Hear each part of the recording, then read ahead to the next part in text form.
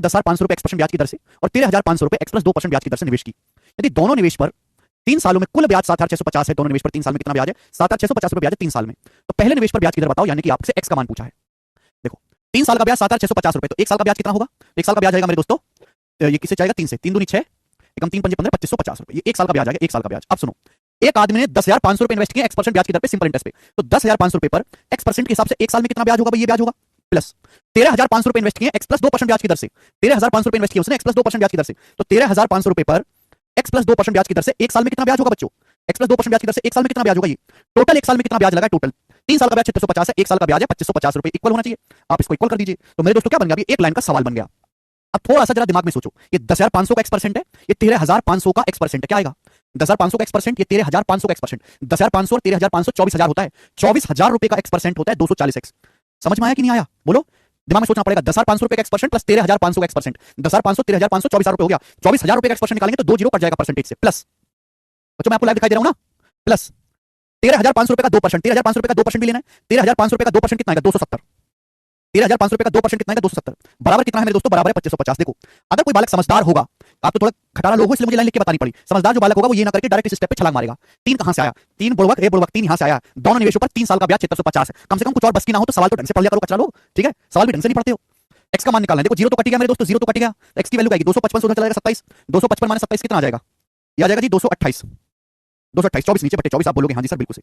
12 दूनी 24, 12 कम 12 10, 12 1 19 बटे 2 9.5, तो एक्स का मान 9.5 आ गया, यानी कि पहले निवेश पर ब्याज की दर पूछा, एक्स का मान 9.5 आ गया, 9.5% ब्याज की दर, पहले निवेश पर ब्याज की दर 9.5। समझ में आया मेरे प्यारे भाइयों? कितना बेसिक सरल सवाल था, ठीक है जी। चलो एक क्वेश्चन मैं आपसे और पूछता हूं ऐसा ही, बच्चे एक सवाल हम आपसे और पूछेंगे ऐसा ही, जो कि है सवाल नंबर 4। बताओ, इसमें थोड़ी कैलकुलेशन और ज्यादा है, बनाओ। 13,500 रुपए का 2% निकाला बेटा, ब्रेक कर दिया कैलकुलेशन को, इजी है, बहुत इजी है देवेंद्र जी, बिल्कुल सही।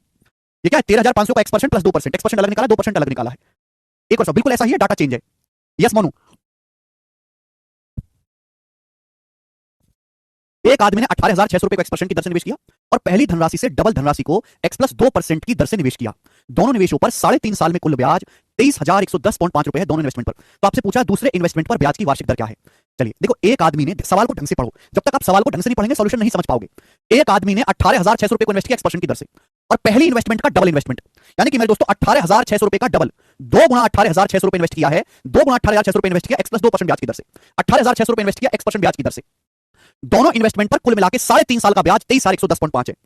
अब बताओ 3.5 साल का ब्याज अगर 23,110.5 है तो 1 साल का ब्याज क्या होगा? बटे 3.5, 1 साल का ब्याज हो जाएगा कि नहीं हो जाएगा?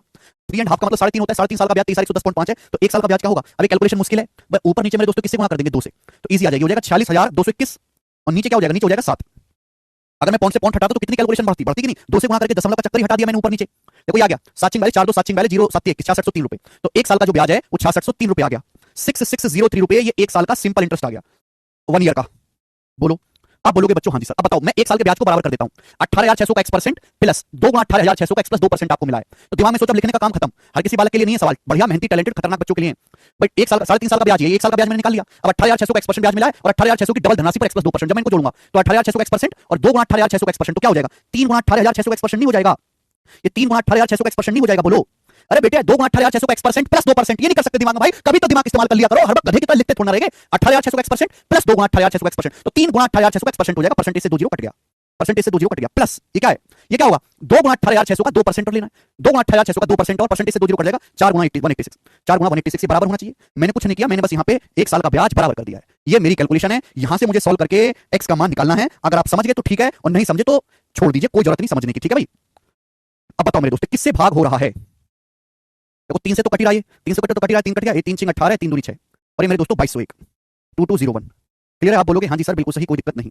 31 से कट रहा है तो 31 से भी काट लेते हैं, 31 से जा रहा है 6 बार, 31 से जा रहा है 2 बार, 31 से जाएगा मेरे दोस्त 31 7 217 3 31 से कम 31, ये बच गया 6x बराबर होगा 71, होगा 4 दूनी 8, 71 में से 8 घटाएंगे, 71 में से 8 घटाएंगे तो 63, x का मान आ गया 63/6, 63/6 क्या आ गया? 10.5, तो x का मान 10.5 आ गया। बहुत सारे बच्चे जल्दबाजी में सवाल का आंसर 10.5 लगा देंगे, 10.5 x का मान आया है। एक्चुअली में इस सवाल में जो पूछा गया है, इस सवाल में ये पूछा गया है सेकंड इन्वेस्टमेंट पर ब्याज की दर, पहली इन्वेस्टमेंट में सेकंड, दूसरे निवेश पर ब्याज की वार्षिक दर आपसे पूछिए, सेकंड इन्वेस्टमेंट पर ब्याज की दर, सेकंड इन्वेस्टमेंट पे जो ब्याज की दर है वो x प्लस 2% है, x का मान 10.5 है तो 10.5 प्लस 2 12.5% सेकंड इन्वेस्टमेंट पे ब्याज की दर है, तो इसका आंसर मेरे प्यारे भाई डी ऑप्शन है, ना कि बी ऑप्शन। यहाँ पिछले साल में पहले इन्वेस्टमेंट पर ब्याज की दर पूछा था, यहाँ सेकंड इन्वेस्टमेंट पे ब्याज की दर पूछा है, दूसरी धनराशि पे ब्याज की जो दर है वो x प्लस 2%, x का मान 10.5 है, 10.5 जमा 2 12.5% आंसर। थोड़ा कैलकुलेटिव सवाल ये बनता है मेरे प्यारे बच्चों, इस तरीके से कैलकुलेशन करेंगे तो जल्दी होगी। 31 से कैसे कटेगा, 31 से ही क्यों कटेगा सर? 2 × 18,600 कैसे? सवाल में बोला है, सवाल बोला पहली धनराशि से डबल धनराशि को x + 2% की दर से निवेश किया, बोला डबल धनराशि। अगर आपको कोई भी डाउट है तो कमेंट में पूछने की बजाय अगर आप सवाल ढंग से पढ़ लो तो आपके आधे डाउट वहीं खत्म हो जाएं। आधे डाउट तो ऐसे हैं जो सवाल में ऑलरेडी दी हुई है बात।